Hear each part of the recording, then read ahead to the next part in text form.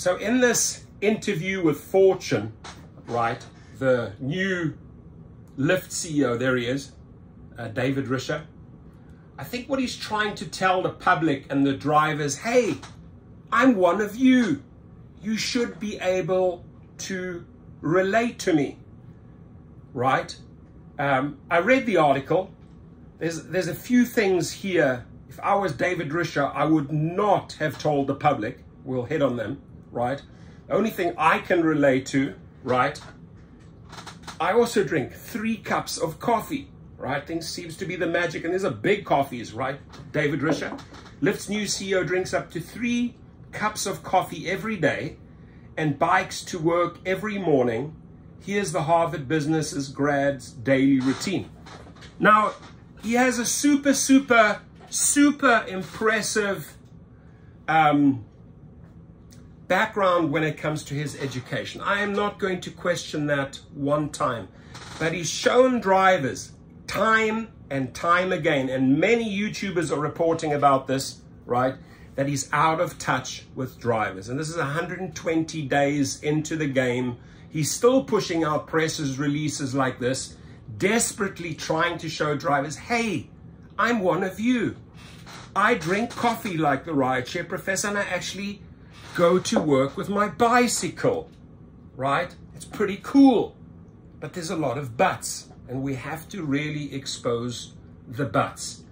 So if you are in San Francisco, a resident, look out. The bikers whizzing by you just might be the new CEO of Lyft, right? Well caffeinated David Risher cycles to the ride-sharing company every day, right? Every day, where he's often in meetings or checking in on products, right? Now, they want me to subscribe to this article, and I say, sorry, Fortune, I'm just going to read it from my phone, right? So Risher's day begins sometime between 6:30 a.m. and 7 a.m. Many drivers can relate to that. It's when they start driving, right?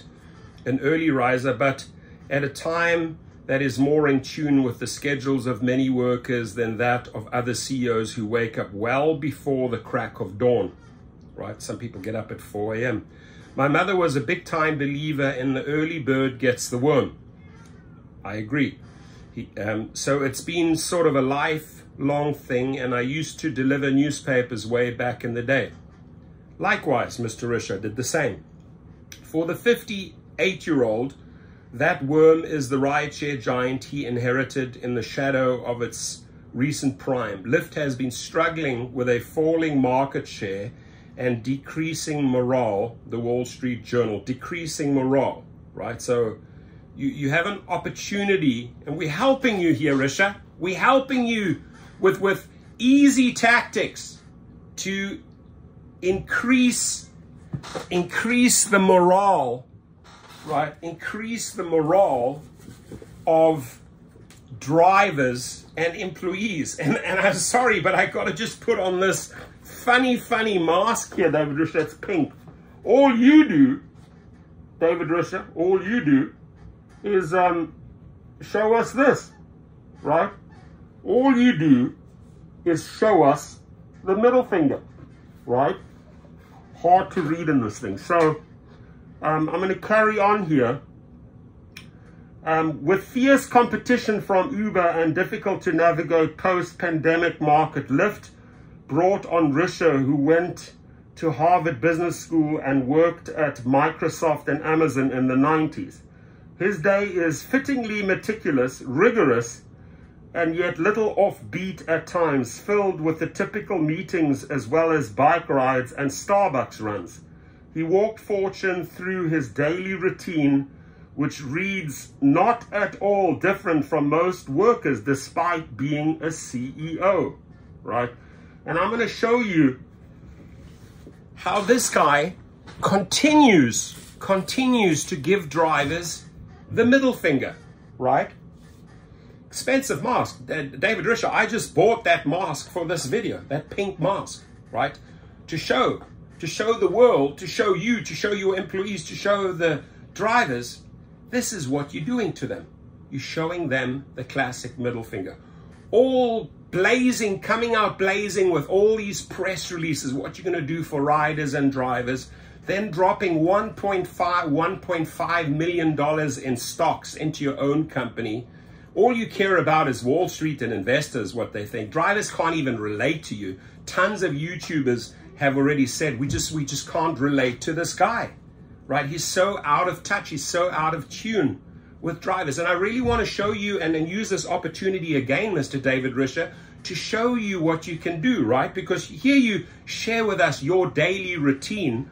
I want to mix it up a little bit for you, right? I want to mix up your daily routine and show you how you truly connect with drivers and how you truly get the respect and how you truly turn this company around. No, what I agree with him, he starts off by saying, coffee, coffee, coffee. Listen, I'm 100% behind you. It's the only thing I can agree with David Risher is the coffee, right? Caffeinate yourself up, right? You get so much shit done in a day, right? 6:30 a.m. Risher wakes up before warming up. I do some exercises in the morning, just stretches on the floor. It's great, he says. Adding, he's been doing this for 15 years. I'm fit. You know, my heart is good. That's great. It all began when he went to a surgeon for back pain, who says he basically wanted to get his knives out and start cutting into me. Looking for alternatives, he went to a physical trainer who helped him develop an exercise and stretch routine, which he now does every single morning. It's amazing. Everyone should do it. I do it. He does it. Every driver should do their stretch routines in the morning, right? I think that's a positive thing. I'm sort of religious about doing that, and that's good. He then drinks his morning espresso. Sign me up for that. I've been a coffee drinker for years, he says, while doing a little more exercise and perusing his phone. He says his phone time is fairly disciplined. As he scrolls through Twitter threads, probably comes across some of my messages and the news. I actually try to leave email for a little later because I want to just sort of sink things in and actually look at the New York Times for a little before other people start pinging me with things.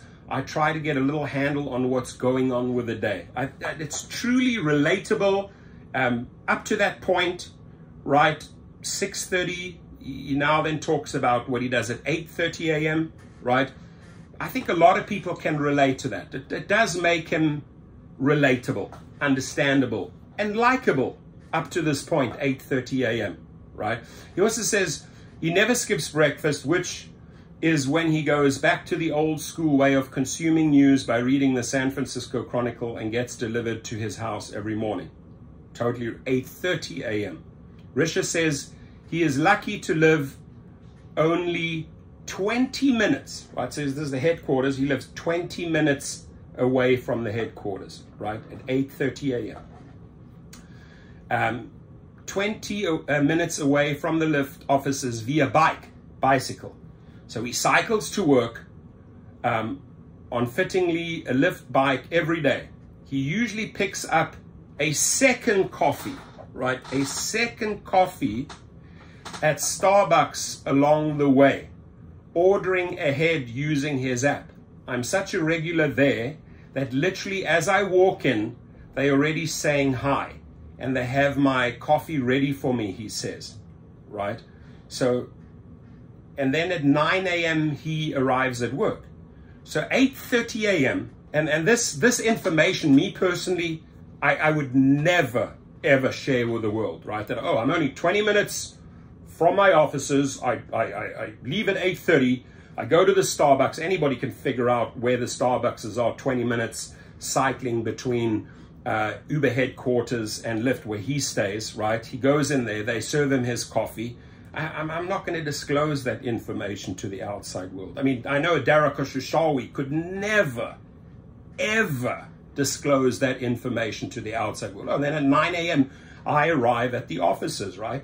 Give or take a few minutes. He almost always has time with his team, which he calls the purpose-driven team. On Mondays, that means a group meeting that lasts a couple of hours but other times the meetings are usually one-on-ones. That's always a top priority. He notes company meetings also happen once a month. As Risher notes, they try to over-communicate to our employees as we go through so much change. He also meets with the finance team, right? I spend a lot of time in meetings with other people, but we're also pretty disciplined about keeping time during the day, he says, adding that if it's not exactly free time, it's basically less scheduled time. He likes to spend his unscheduled time walking around the big loop on Lyft's campus to catch up and chat with others and check in on what they're working on. The day often also includes product reviews where they explore a new feature that they are looking to launch, always talking about the journey from the customer's perspective. Big mistake, right? Lunchtime. Risher says he often finds himself taking lunch at his desk in the afternoon, but has lunch with a team member or in Lyft's cafeteria once a week. Inspired by his vegetarian daughter, he says he tries to go a little vegetarian because it's healthier and better for the planet. But he says he doesn't love Lyft's basic food services, which often include salads, pizza, and soup. So he hopes to do an Iron Chef level challenge in the next few weeks before everyone returns to the office, where we can bring people in who have been basically eating the same thing every single day for the last year and say, okay, you'll show us how you can use these ingredients to combine and make it something really interesting. Risher also takes a quick walk during his lunch break, which is great, to breathe and think, or to call his kids, which I think is awesome. Keeping the caffeine running high, he typically grabs a matcha. As you can tell, I'm sort of addicted to Starbucks, he admits. 5:30 to 6:30 p.m. With the workout over, Risher hops back onto his bike, goes home, and to get connected to the physical world, not just the virtual world of screens. While each evening is different, Risher says he's pretty religious about going to the gym a couple of times a week. We can relate to that. He also fits in time with his wife, often watching a TV show together or calls his kids. All of that, I think, is wonderful. 10:50 p.m., he starts winding it down. I don't know what they do, him and his wife, after 10:50 p.m. None of my business. 11:20 p.m. lights out. Now, right, this is him discussing with Fortune magazine his day. Not once, ladies and gentlemen, not one single time did he talk or mention, right? And I've reminded him from day one, make sure you always include the driver in your language, in your communication, in your interviews. Make sure you encompass the people that make you the money, that actually pay your salary, that make the money for the investors, right? And investors, I really need you to listen the fuck up here, right? This has to get through to your guy. This cannot always just be about, oh, the little programming team and the CEO and you investors. You are pissing off drivers, the people who are making the money for you, dear investor, right? You're leaving them out of the conversation every single time. Isn't that true, David Risher? You're leaving them out of the conversation every single time. That's the beef I have with this, right? And to mix up the day, right? Firstly, Mr. Risher, I would not stop drinking the coffees. I hear you there. I would not stop calling your kids, right? Because that's so important. That's something I do 100 times a day, and I definitely have 3 or 4 of these. So like I'm fully relate to that. I can fully relate to you as a kid delivering newspapers. All of that is all fine and dandy. But the big thing here is that the people earning you the hard cash, the real hard workers, right? The real hard workers going out there every single day do not get a mention.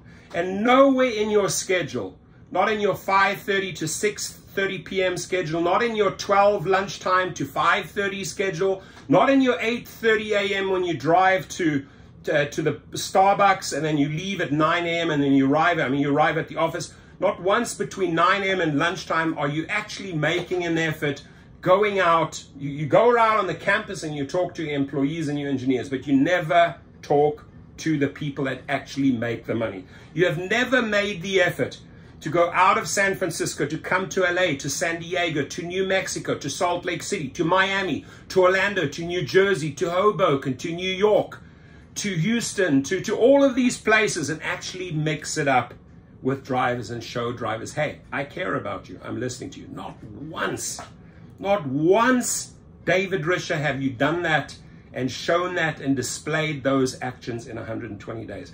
And that is what makes you unrelatable. You are no different than Logan Green and John Zimmer. And to go and flaunt and put press releases out that you put 1.15 million of your own money into stocks, drivers cannot relate to you. That's why they do not like you. And that's why you need to read the comments. You had this opportunity, right? We had a conversation and I told you, you have this opportunity to build bridges. You've built no bridges. The only bridges, from what I can hear, is you run around on your campus building little bridges with your employees that you ordered back to the office. Actually, even having discussions about the food, the soup, the pizzas, right? Mixing it.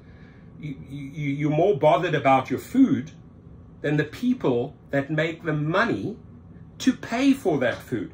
Who do you think, why do you think you can go out and order pizza and soup and that daily as for your cafeteria? Because you have drivers out there. How do you get paid? By the drivers. How do the investors ultimately make the money? So drivers are bringing in the cash that the riders are paying for. So there is such a disconnect here. There is such a disconnect. I can give you some really basic, classic 101 coaching, right? On how to treat people. That's one thing I do know. That the people that have worked for me in companies, they've stayed with me till the day we sold the company, and then they all got their little incentives because of the sale of that .com, right? Or drivers that are leasing vehicles. They will stay with someone. You treat someone the way you want to be treated, right? Not once, my friends, not once have you, the driver, been mentioned in this article. Not once. And lastly, Mr. Risher, do not share with, if you're not willing to meet with these drivers and mix it up, do not share with the world where you are on the map between 8:30 a.m. and 9 a.m. Bad idea. Have a great day, everyone. Stay safe.